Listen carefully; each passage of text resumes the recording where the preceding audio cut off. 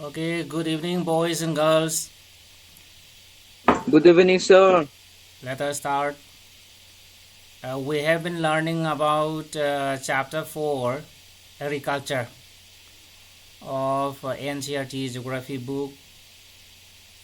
We have learned about cropping patterns, what are the different types of crops grown in different seasons of India, and today we shall discuss some institutional and technological reforms of agriculture in India.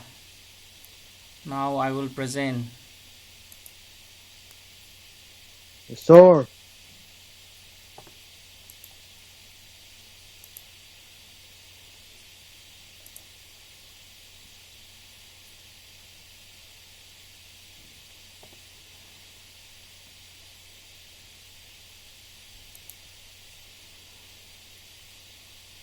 So we shall start discussion with this topic: technological and institutional reforms of Indian agriculture.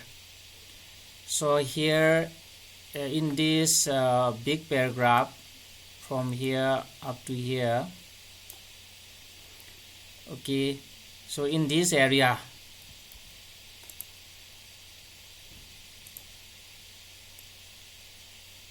see in this area, it tells why technological and institutional reforms are needed in India. Okay, what are the reasons okay, for the technological and institutional reforms uh, for agriculture in India? So we know that agriculture has been practiced in India for thousands of years. Okay, and we are cultivating on the same plot of land, and because of that the fertility of the land has been declining, and there has been degradation of the soil. Okay, and that is why see this sustained uses of land without compatible techno-institutional changes have hindered the path of agricultural development. So we have been growing crops on this soil for thousands of years without technological and institutional changes, and that is why okay, and that is why this the path of agricultural development is very slow. Okay, the progress of agricultural development is very slow. Productivity has not been increasing, for example. Then so in spite of another sentence, okay, in spite of development of sources of irrigation, most of the farmers in large parts of the country still depend upon monsoon and natural fertility in order to carry on their agriculture. Somebody is coming.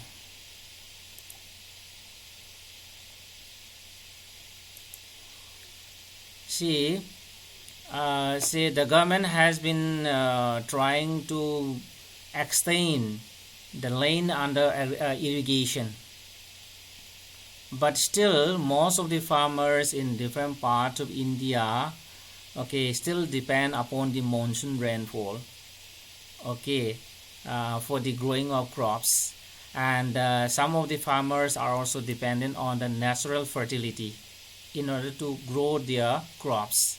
That means some of the farmers are very poor and are not able to buy these fertilizers and manures, okay, and the other biochemical inputs. That is the point mentioned here. And for a growing population, this poses a serious challenge. Okay, and agriculture actually for the growing population, if the productivity of agriculture has not been increasing, then this is a challenge. We may face problems of food shortage. Okay, that is the point mentioned here. and at the same time agriculture provide livelihood for more than 60% of India's population. And so that means that 60%, more than 60% of Indians, okay, are dependent on agriculture for their livelihood.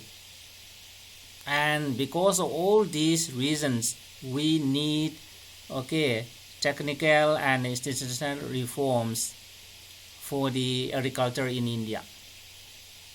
Okay, so these are the different points, statements in support, okay, of the this question why technological and institutional reforms are needed in India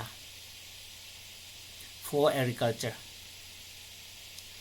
Okay, any question regarding these technological and institutional reforms, why it is needed?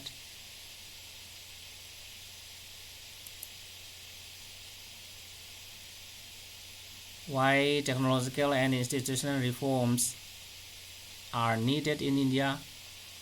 Because we have been cultivating for thousands of years on the same land, and there has not been these institutional changes, okay, for many years, and that is why farmers in India has not been able to compete in the international market.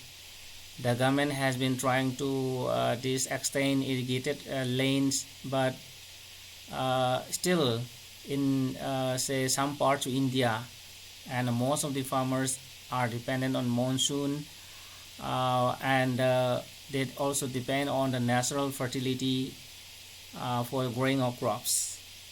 And at the same time, 60% of Indian population are dependent on agriculture for a livelihood.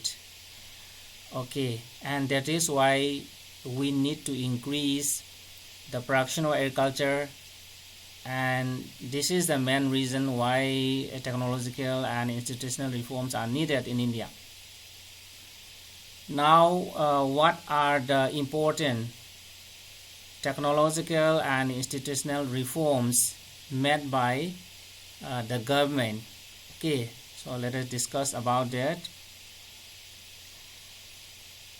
See, the first point is given here, the first important this reformation, okay, collectivization, consolidation of land holdings, cooperation and abolition of zamindari, etc. were given priority to bring about institutional reforms in the country after independence.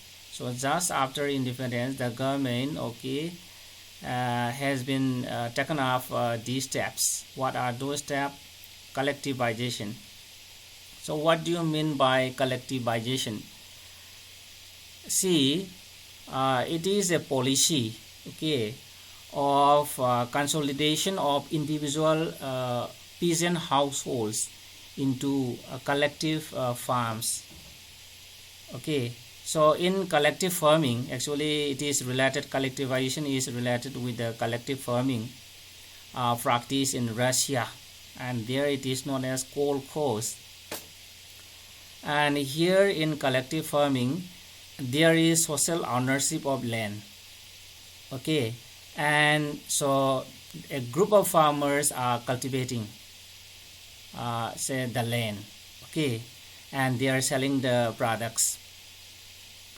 And so that is also trying to introduce in India. Then another this reformation, okay, technique is here, consolidation of land holdings. Now, what do you mean by consolidation of land holdings? We know that land in India is fragmented. Okay, more than 60% of farmers in India have a land less than 1 hectare of land, and 40% of farmers less than half hectare of land. That means the size of land in India is very, very small. And say we know that say when the size of land is small, then it is not productive. Okay, and the cost of production is also high, and that is why consolidation of this holding is required. So consolidation of land holdings means to bring together different pieces of land, okay, and merge them into a bigger lane. So in other words, grouping of small land holdings with a bigger one, okay, is known as consolidation of land holdings.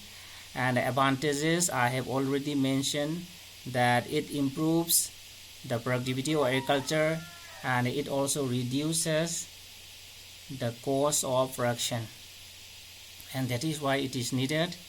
Then next we have this cooperation, okay.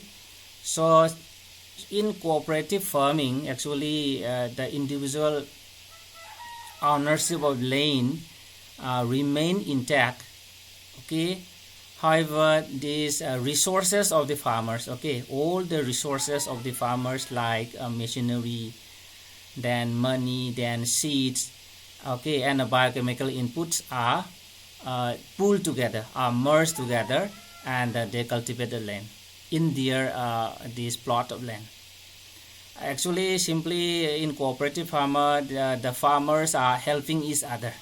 The members of cooperative society are helping each other, okay, in the matter of cultivation, and they are not this combining their land. Simply they are pooling, they are combining only the resources like machinery and the other these biochemical inputs, okay. Remember, in cooperative farming there is individual ownership of land, whereas in case of collective farming there is social ownership of land, okay.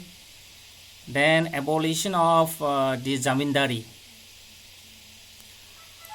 Do you know what zamindari system is? I think in history classes you might have learned about zamindari system in detail.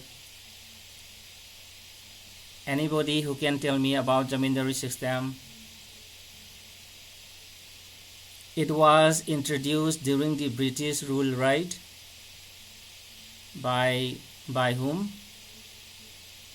By, I think, Lord Cornwallis. And actually there in history you might have learned about the permanent settlement system also. So let us not go further about it. Simply see, let me remind you, zamindari, okay. In zamindari system, these zamindars are actually we are recognized as owners of the thousands of hectares of land, and they were given the right to collect this rain, okay, rain taxes or taxes from the farmers.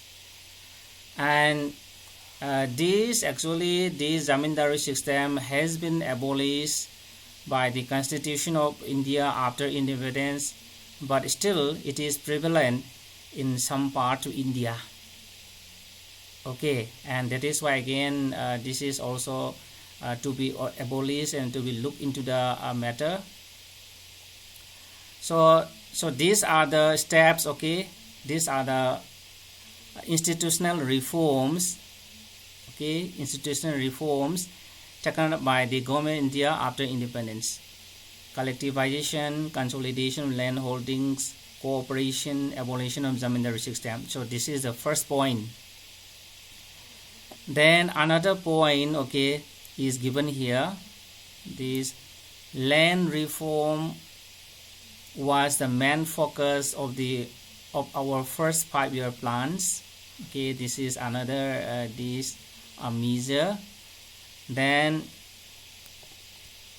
another third point, okay, another third point about these technological and institutional reforms given here. The government of India embarked upon introducing agricultural reforms to improve Indian agriculture in 1960s and 70s. Okay, so many these agricultural reforms have been introducing after independence, okay, after independence, say in the 1960s, in the 1970s. So what are those reforms given here? See, the first one is a green revolution based on package technology and a white revolution, okay, where some of the strategies, measures initiated to improve the lot of Indian agriculture. So green revolution and a white revolution were some of the strategies, okay, measures started by the government to improve Indian agriculture. Then what do you mean by this green revolution, and what do you mean by this white revolution? Okay, green revolution. Can any one of you tell me about green revolution?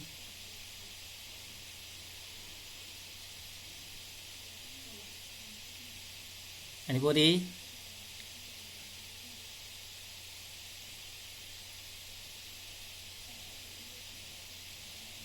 Am I connected? Okay, you are connected. So I will tell you. So green revolution, you know, this is increase. It is a method or technique to increase the production of agricultural crops using packaged technology. So using these modern machinery and other biochemical inputs like chemical fertilizers, SYB seeds, high yielding varieties seeds, and irrigation. Okay, that is what we call green revolution. And another one is given here, white revolution. As you know, it is related with the production of milk and dairy products. Okay, and here another term, okay, used for white revolution is the Operation Flood. Okay, you might have learned in economic classes also. See, Operation Flood actually was launched on 13th of January 1970. Okay, and it was the world's largest dairy development program and a landmark project of India's this National Dairy Development Board, NDDB. So the main objective of Operation Flood is to create a nationwide this milk grid, okay, linkage of this milk. So here you will find some examples of this machinery used in the green revolution. Okay, green revolution. And see here another again reforms made by the government is given here. So we learned that this green revolution was successful in the northwestern part of India like Punjab, Haryana, and western Uttar Pradesh, where the irrigation is highly developed, whereas in the remaining part of India it was not so successful. And that is why, see, another step has been taken up. See, in 1980s and 1990s, a comprehensive land development program was initiated. Okay, comprehensive land development program was initiated, means started. Okay, so what are those programs? So those programs included these institutional and technical reforms. Okay,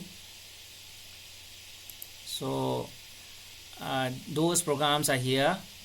So provision of crop insurance against drought, flood, cyclone, fire, and disease. Okay, this is another point, another reform made by the government. Okay, provision of crop insurance against drought, flood, cyclone, fire, and disease. Because of these natural calamities like natural disasters, okay, like drought, that is shortage of water, then because of flood, cyclone, fire, or disease, crops may be failed, and in that case the government will give, okay, insurance. That is actually it is a scheme. Okay, the farmers have to deposit some amount of money to the insurance company, and in return the insurance company will give a sum of money when their crops are failed.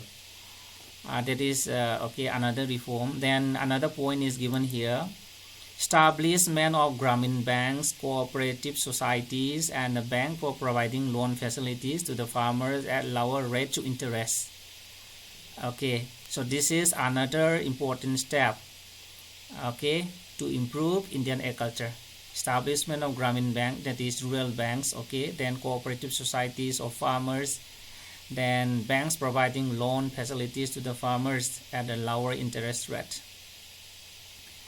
Then another point, okay, is given here. Kisan Credit Card, KCC, Personal Accident Insurance Scheme, PAIS, are some other schemes introduced by the government in India, okay, for the benefit of the farmers. So you know KCC, actually this is a credit card, and the farmers holding this KCC can take loan, okay, can borrow money from the bank up to these 3 lakhs, okay, maximum 3 lakhs. And this personal insurance accident insurance scheme, PAIS, see, in this case actually it is also related, PAIS, it is also related with the KCC holders, and all the KCC these holders up to the age of 70 years are covered under this PAIS scheme, okay, with a risk coverage of this 50,000 for the death. When the farmer is dead because of some accident, okay, then 50,000 will be given. Or in case of this permanent this disability or loss of limbs, okay, or these eyes, in that case sum of rupees 25,000 will be given. So these are the different schemes introduced by the government of India for the benefit of the farmers. Then some other technical these reforms. Special weather bulletins and the agriculture program for farmers were introduced on the radio and television.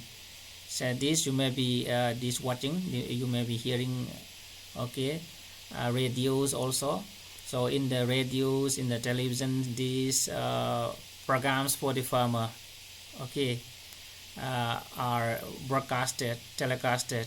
Then bulletins of the weather, that is forecasting of weather, is also done in the radios and television. There, for example, tomorrow there will be rainfall, tomorrow there may be cyclone, like that. Forecasting of the weather is done through radios and television. Then another point, okay, is given here. The government also announces minimum support price, then remunerative and the procurement prices for important crops to set the exploitation of farmers by the speculators and middlemen. So to set the exploitation made by the intermediaries, okay, intermediary merchants, the government announces minimum support price, okay, and remunerative and procurement prices for the important crops. So this is another step. And one more step, okay, though it is not given here, is here. See, establishment of Indian Council of Agricultural Research, ICAR, agricultural universities, veterinary services, and animal breeding centers, horticulture development, research and development in the field of meteorology. Meteorology means the science of weather, okay, a study of weather is known as meteorology, and the weather forecast. We are given priority for improving Indian agriculture. So this is the last point regarding the technological and institutional reforms, okay, made for the Indian agriculture. So any question regarding these technological and institutional reforms? Any question regarding technological and institutional reform? Yes, are you clear? Are you clear? Yes, sir. Okay, so let us proceed, okay. So here,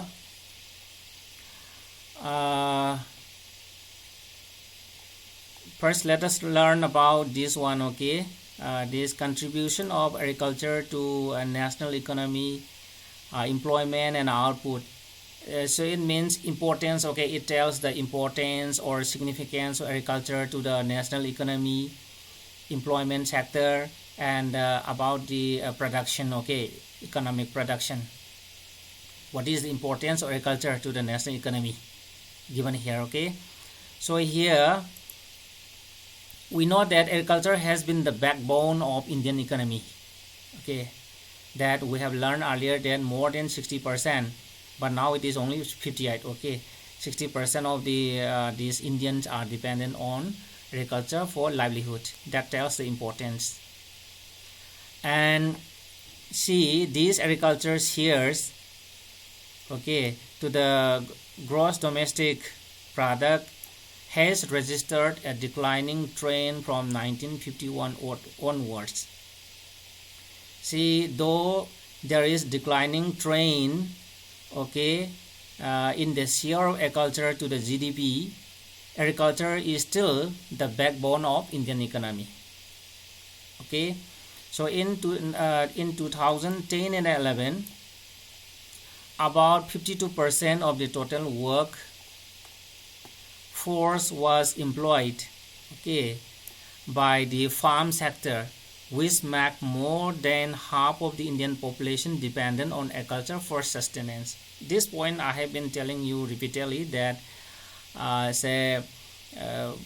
here in this case 52%, okay, 52% of the total workforce, that means total workers in India are employed by the farm sector, by the agriculture, and it tells the importance of agriculture, okay. More than half of Indian population, more than half of the Indian population are dependent on agriculture for their livelihood.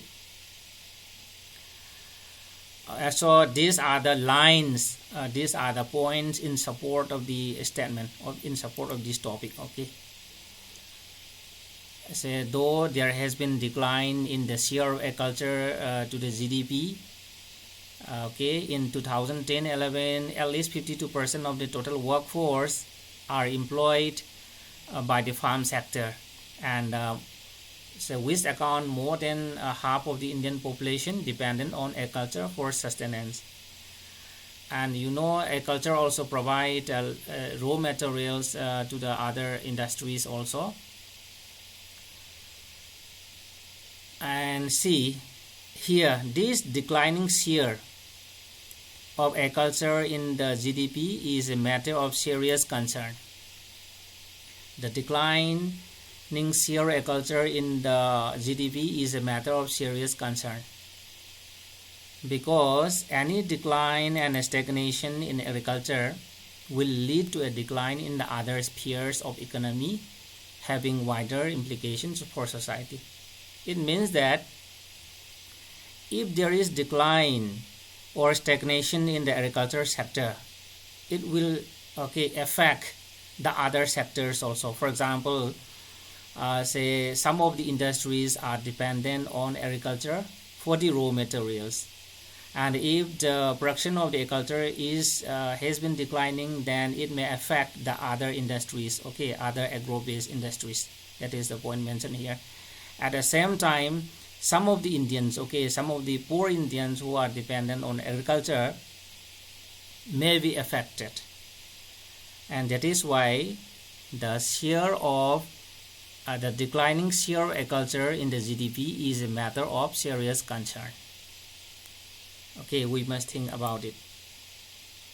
Then see, and here if you see this table number 4.1, okay, it is also mentioned here. From table number 4.1, it is clear that though the GDP growth rate is increasing over the years, it is not generating sufficient employment opportunities in the country as given here. The growth rate in agriculture has been decelerating, which is an alarming situation.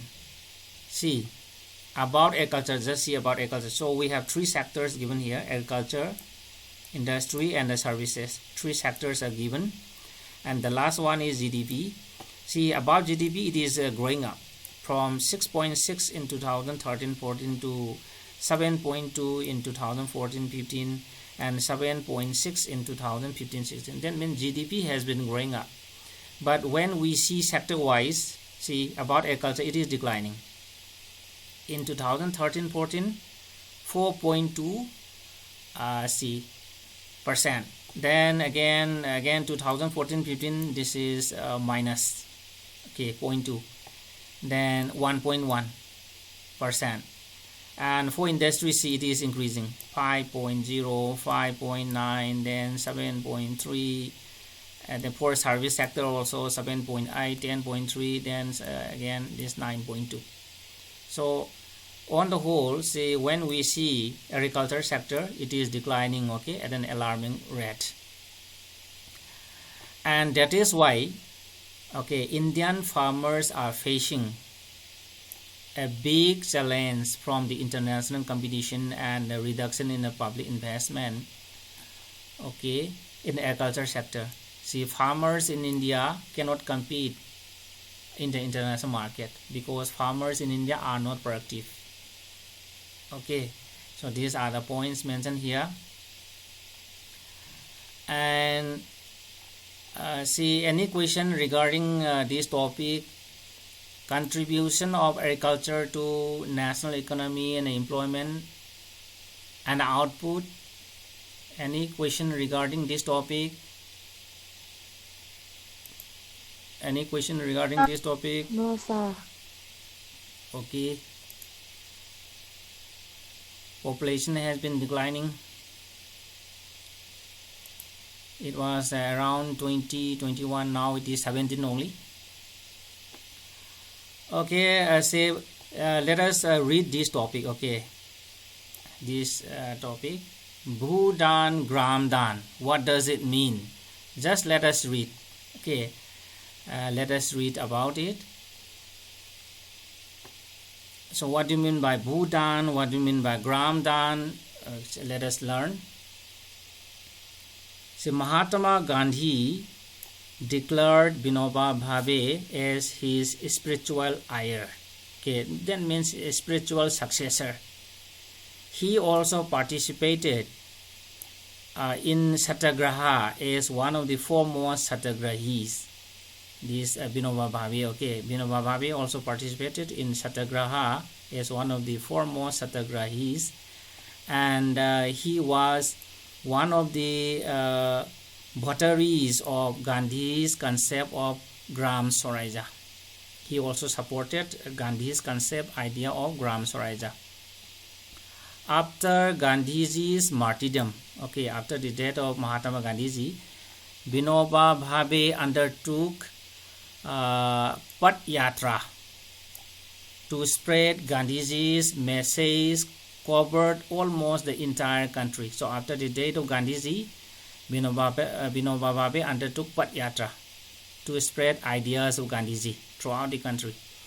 So once when he was delivering a lecture at Pachampally in Andhra Pradesh, some poor landless villagers demanded some land for their economic well-being. So when he was delivering a lecture, a speech to a village called Pachampally in Andhra Pradesh, some poor landless farmer stood up and demanded some land for their economic well-being.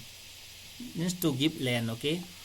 And Vinoba Bhave could not promise it to them immediately, but assured them to talk to the government of India regarding provision of land for them if they undertook cooperative farming. So it was Vinoba Bhave's promise. He will talk with the government about the matter, okay. And he may give, the government may, or he may give the land if the farmers undertook cooperative farming. And suddenly, so during that speech, okay, suddenly this Sri Ram Chandra Reddy stood up and offered 80 acres of land to be distributed among 80 landless villagers. Suddenly one man called Sri Ram Chandra Reddy stood up and offered, okay, donated 80 acres of land which will be distributed to 80 landless villagers. And this act was known as Bhu Dhan. Okay, Bhu, you know, Bhumi, that is land, Dan means donation. Okay, the egg was known as Bhu Dhan. Later, he traveled and introduced his ideas widely all over India. And some zamindars, owners of many villagers, offered to distribute some villages among the landless. And it was known as Gram Dan. That is, Gram, you know, village. Dan means donation. So after the Bhu Dhan, again, he traveled all over India and introduced the ideas of this Bhu Dhan.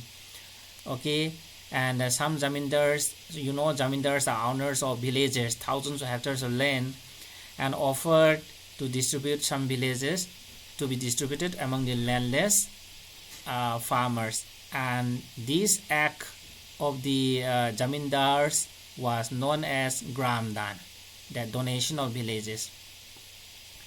Okay, and this Bhu Dhan and the Gram Dan movement, initiated by Vinoba Bhave, is known as the Bloodless Revolution. Okay, the movement started by this Vinoba Bhave, which is known as Bhu Dhan Gram Dan, is also known as Bloodless Revolution. So this is the story about Bhu Dhan and the Gram Dan of Vinoba Bhave. Okay.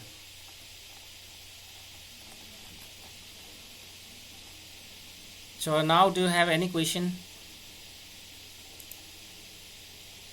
Do you have any question regarding these technological and institutional reforms?